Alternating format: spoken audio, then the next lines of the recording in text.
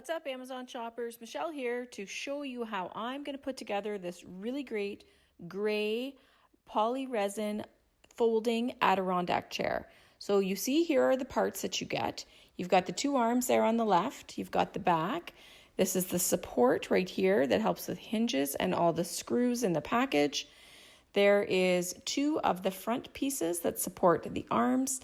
There's your seat right there. And I love this material. It is a poly resin, which is really, really great. Everything comes pre-drilled, so you don't have to worry about how you're going to put it together. You can see everything is thoughtfully designed so that it's easy to put together.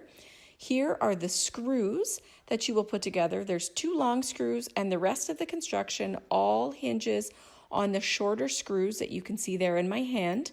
You just use the longer screws for the part that folds. Everything else is put together with that shorter screw throughout the entire construction of the chair, and you get exactly what you need.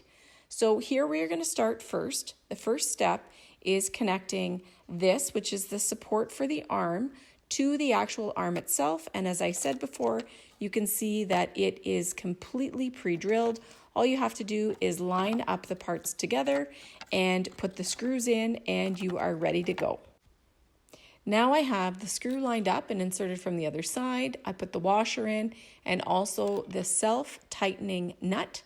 Now these are what they look like up close in my hand here. We'll put them on. You'll have to forgive my one hand shooting and filming while assembling operation. It can be a little bit difficult, I assure you. So you're going to put it in there, lightly tighten it with your finger, and then you're going to want to use a wrench and the Allen key that it comes with to assemble it. Now for ease of assembly, I'm using a drill with a socket attachment and also the Allen key on the other side to hold the screw steady. And you'll have to forgive my appearance. There were a ton of mosquitoes the day that I put this together, and so I had to cover up just to deal with all the bugs that were all over me while I was doing this. Here you see we've got the arms attached to the base of the chair, that's the seat. Now it is fed through, but it's not completely connected. So I'm going to insert the Allen key here and my drill on the other side and hold it while I connect the pieces and tighten the bolt up. We're going to do the same on the other side. Get the Allen key in place, get the drill with the socket connector up top, and just use the power to get that nicely connected. Next, we're going to attach the little connector pieces that allow the chair to fold and hinge. They go on with the same bolts that you use on the other part. So here, a little quick finger tighten, and then in there with the Allen key and either the wrench or the drill with the ratchet on it. We're going to go ahead and do the same thing also on the other side. You want to make sure that you don't tighten it too tight though, because that is where it folds. Next, I'm going to insert the support bar that goes between the two legs at the back of the chair. It's really cool because they actually have it all cut out so that the support bar fits into the indentations in the leg. Then you just have to put your screws in. Another really great thing is that the screw is fully pre-drilled, so all you have to do is fit the wood bar into the place and insert your pre-drilled screws, and you are in business. So again, a quick little drill here, get the screw inserted. Now on to the next phase, we're going to attach the back.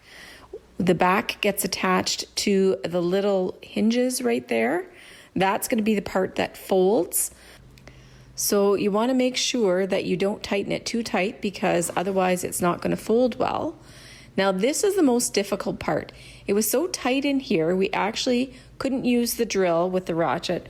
We had to hold it tight with pliers and use the Allen key to tighten it. Both sides had to work like that. A little bit of finger tightening gets it good. Now here is the support piece that goes in between the arm of the chair and the back of the chair to level it up. This is where you need the long screws. Now you remember it came with two long screws and all of the rest were the same length, the shorter screws. So we're going to do that on both sides. Use the long screws and connect the arm, the support, and the back all together. Insert the bolt and the nut and quickly do it up with the drill. So that's nice and sturdy there. Now we have to put the kick plate on the front. This is the support that holds the two legs together. These are also pre-drilled, so you just quickly insert your screws and a little pressure on the drill will get them connected really nice. Your final step is to go back and completely tighten everything. Yes, my husband has to step in and tell me it needs a little bit more tightening. Thanks, honey. Final step, you put the nameplate in and your chair is finished. Pretty awesome. And the final test is a seat. Now this poly resin Adirondack chair is definitely going to be a family favorite at my house.